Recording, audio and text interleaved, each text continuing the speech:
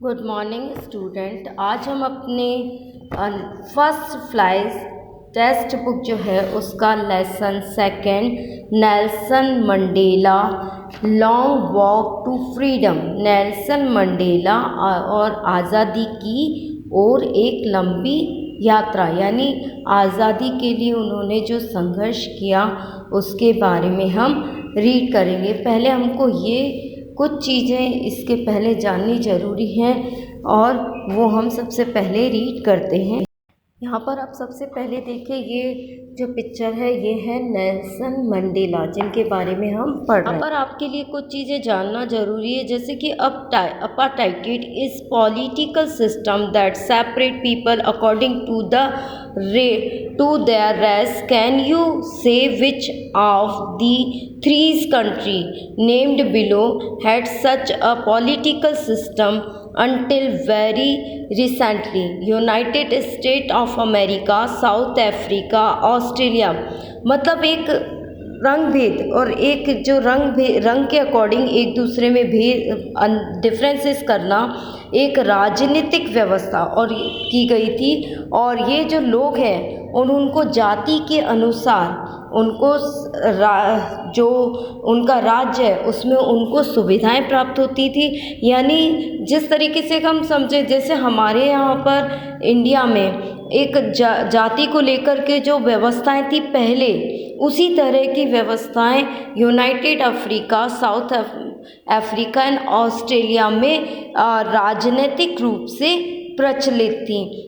अब मैं आपसे एक बात पूछूंगी, have you heard of Nelson Mandela and his African National Congress spent a lifetime fighting against apartheid? Mandela had to spend 30 years in prison. Finally, democratic elections were held in South Africa in 1994 and Mandela became the first black president of a new nation.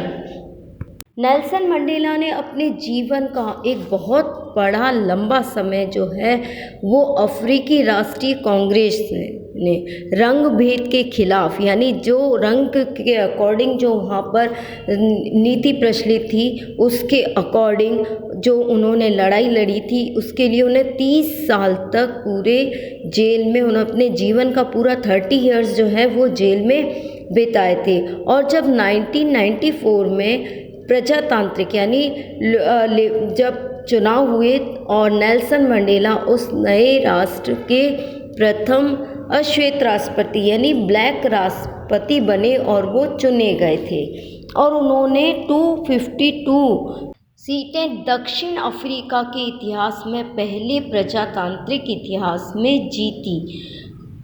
And this extract we read from his autobiography Long Walk to Freedom. Mandela speaks about a historic occasion. Can you guess what the occasion might be? क्या तुम image भी कर सकते हो कि ये अवसर कैसा रहा होगा और यह कौन सा रहा होगा? तो हम यहाँ पर एक इनकी शॉर्ट ऑटोबायोग्राफी यानी नेल्सन मंडेला की स्पीच जो उस समय उन्होंने दी थी आज़ादी के बाद, उस पर छोटा सा और समरी टाइप डिस्क्रिप्शन जो है मैं वो आपको समझाऊंगी।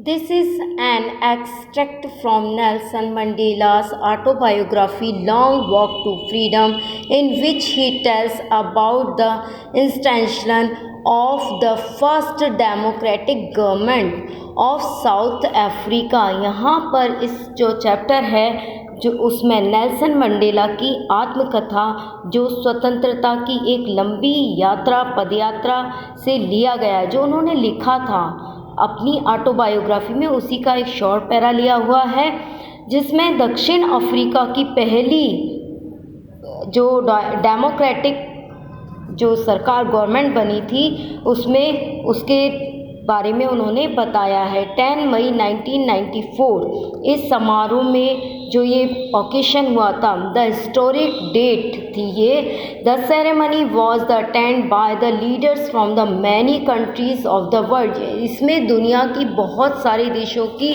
जो लीडर्स थे उन्होंने इसमें हिस्सा लिया था और उन्होंने संविधान के the constitution and to develop himself to well being of his people. और इस स्पीच में उन्होंने कसम खाई थी कि वे अपने देश की जो जनता है उसकी भलाई के लिए काम करने के लिए अपना आने वाला समय, जो राजनीतिक समय गुजरने वाला है, उसमें वो अपनी जो देश की जनता है उसके लिए काफ़ी जो भी अच्छे से अच्छे योजनाएं बनाना, अच्छे से अच्छे काम करने की उन्होंने शपथ ली।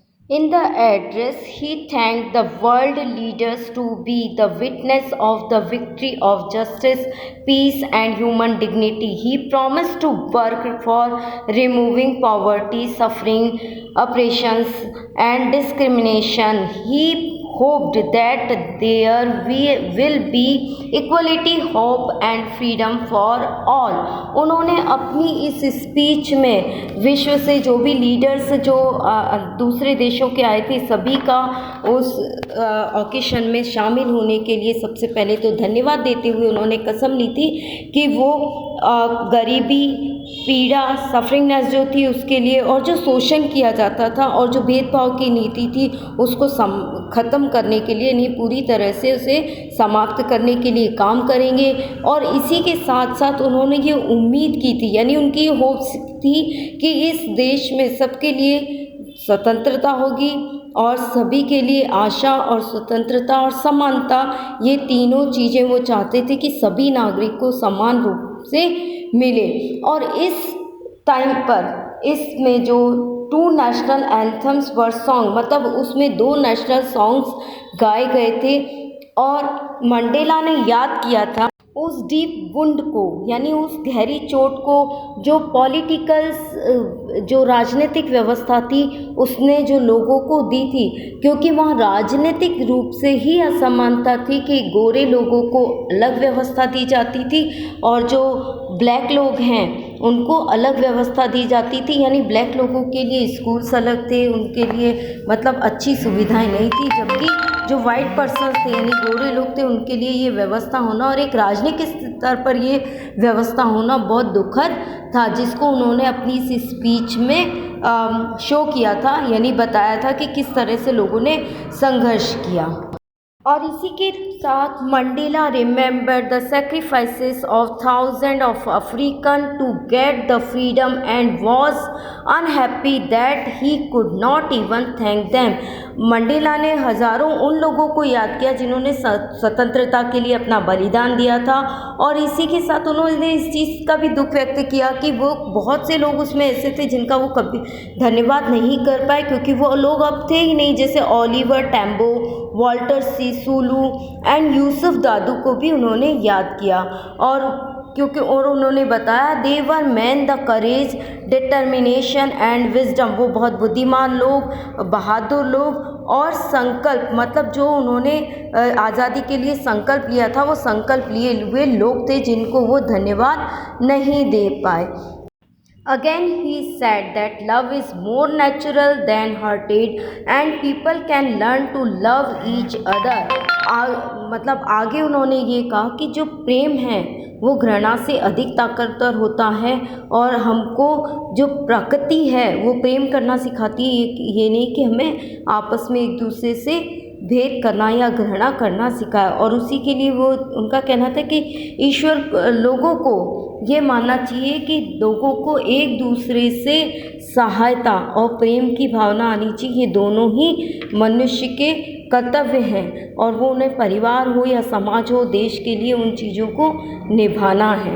And he realise that he could not enjoy his freedom when his people were not free.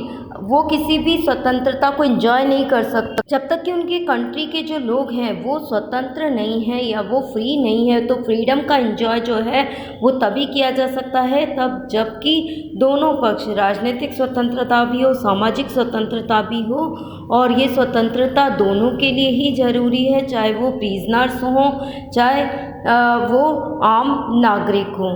तो इस स्पीच में उन्होंने अपने पूरे जीवन की यात्रा को, अपनी जो वॉक थी फ्रीडम के लिए, उसको डिस्क्राइब किया है। इन शॉर्ट हमने उन्हीं चैप्टर में से, अपने ही चैप्टर में से इन शॉर्ट इस समरी को समझा है। आपको ये चैप्टर नेल्सन मंडेला से रिलेटेड समझ में आया होगा। आप इसको अच्छे से रीड कीजिएगा, फिर हम नेक्स्ट जो क्लास अपनी होगी उसमें हम इसके क्वेश्चन आंसर पर डिस्कस करेंगे। Now thank you students.